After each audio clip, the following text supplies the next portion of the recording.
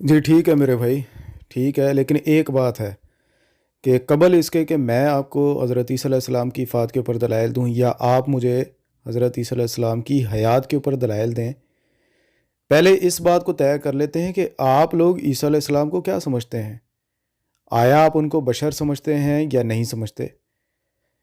کیونکہ مجھے شک یہ ہے کہ جس طریقے کی باتیں یا جس قسم کے معجزات آپ عیسیٰ علیہ السلام کی طرف منسوب کرتے ہیں، تو مجھے تو یہ شک پڑتا ہے کہ پتہ نہیں آپ ان کو انسان بھی یا بشر بھی تسلیم کرتے ہیں یا نہیں کرتے۔ مجھے تو شک پڑتا ہے بھائی۔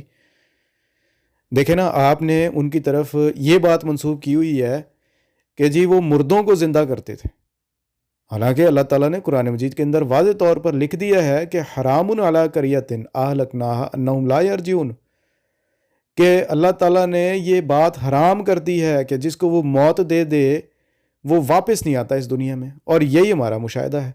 لیکن آپ لوگوں کا عیسیٰ علیہ السلام کی بابت یہ عقیدہ ہے کہ وہ مردوں کو زندہ کرتے تھے۔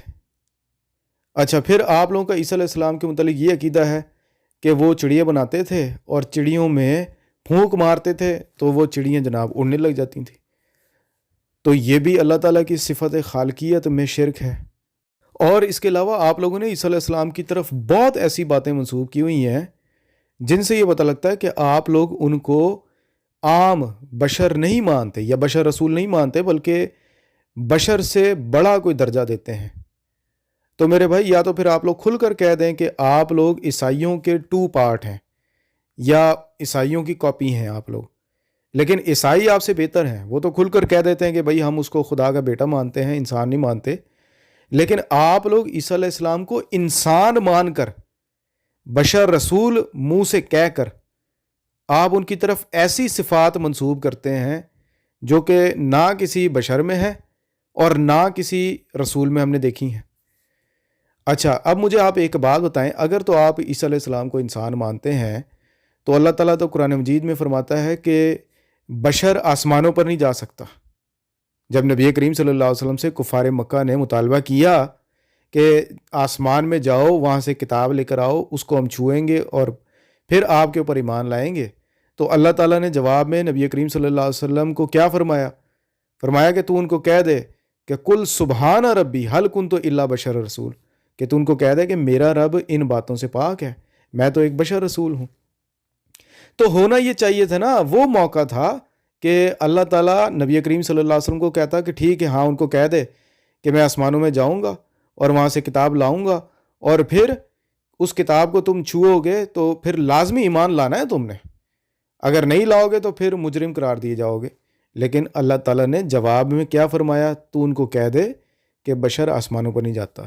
اب مجھے پھر ایک اور آپ بات بتائیں کہ میرے بھائی، ایک انسان 2000 سال سے آسمانوں کے اوپر بیٹھا ہوا ہے، اچھا وہ ایج بھی نہیں کرتا، جو عمر کا بڑھنا ہے وہ قاعدہ بھی اپلائی نہیں ہوتا عیسیٰ علیہ السلام کے اوپر۔ اب وہ اوپر وہ کھا رہے ہیں کھانا یا نہیں کھا رہے، حالانکہ اللہ تعالیٰ نے قرآن میں فرما دیا ہے کہ ہم نے انبیاء کو ایسا جسم نہیں دیا کہ وہ بغیر کھانا کھائے زندہ رہیں، تو اس کا مطلب وہ لازمی کھانا بھی کھاتے ہوں گے۔ اچھا، کھانا کھاتے ہوں گے تو کھانے کے ساتھ پھر قضائے حاجت بھی ہے، اور پھر بالوں کا بڑھنا بھی ہے، ناخن کا بڑھنا بھی ہے۔ تو پھر ایک اور قاعدہ ہے بشریت کے تحت ان کے اوپر لازم آتا ہے، اور وہ سورہ یاسین میں اللہ تعالیٰ نے بیان فرما دیا ہے۔ اللہ فرماتا ہے کہ وَمَن نُعَمِّرْهُ نُنَكِّسُ فِي الْخَلْقِ أَفَلَا تَعْقِلُونَ، کہ ہم جسے لمبی عمر دیتے ہیں یا عمر میں بڑھاتے چلے جاتے ہیں تو اسے خلقت میں کمزور کرتے چلے جاتے ہیں، یعنی کہ جس کی عمر بڑھتی جائے گی وہ خلقت میں کمزور ہوتا جائے گا۔ اسی وجہ سے آپ نے دیکھا ہے کہ جو بوڑھے حضرات ہوتے ہیں ان کے جوڑوں میں درد، ان کو بیماریاں شروع ہو جاتی ہیں۔ اب یہ قاعدہ عیسیٰ علیہ السلام کے اوپر اپلائی ہوتا ہے کہ نہیں؟ 2000 سال سے اوپر آسمانوں پر بیٹھے ہوئے ہیں۔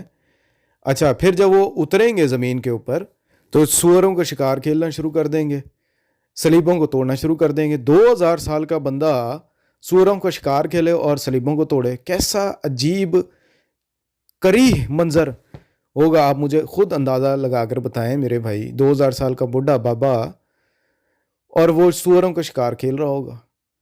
پھر جناب انہوں نے شادی بھی کرنی ہے۔ اچھا، نبی کریم صلی اللہ علیہ وسلم فرمایا کہ جب وہ آئیں گے تو 40 سال کے ہوں گے اور وہ شادی کریں گے، او بھائی 2000 سال سے وہ اوپر بیٹھے ہوئے ہیں تو ان کی عمر 40 سال کیسے ہو گئی؟ مجھے آپ یہ بتائیں۔ اس کا مطلب یہ ہے کہ ان کی عمر نہیں بڑھ رہی۔ یہ بھی ایک ایسی بات ہے جو کہ یہ ظاہر کرتی ہے کہ ان کے اوپر بشریت کا کوئی قاعدہ اپلائی نہیں ہوتا۔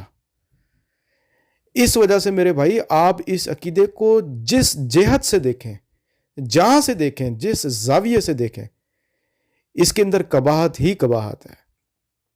سیدھی سی بات ہے کہ وہ جو آنے والا عیسیٰ ابن مریم ہے، جس کے متعلق نبی کریم صلی اللہ علیہ وسلم فرما چکے ہیں کہ وہ امام مہدی ہوگا، پھر فرمایا کہ وہ امامکم منکم، وہ تمہارا امام ہوگا اور تم میں سے ہوگا۔ سیدھی سی بات ہے۔ یہ بات آپ لوگوں کو سمجھ نہیں آتی، اور آپ لوگ پرانے عیسیٰ ابن مریم کے انتظار میں بیٹھے ہوئے ہیں، جس کے متعلق قرآن بھی یہ فرما گیا ہے کہ وہ رسولاً الی بنی اسرائیل، کہ دیکھو اس کو ہم نے بنی اسرائیل کی طرف رسول بنا کر بھیجا تھا۔ اس کا یار آپ لوگوں میں کیا کام ہے بھائی؟ کیا قرآن مجید کی اس آیت کو آپ لوگ نکال دو گے؟ یہ کیا کرو گے اس آیت کا؟ بیٹھے رہو بھائی، انتظار میں بیٹھے رہو، آپ لوگوں کی مرضی ہے۔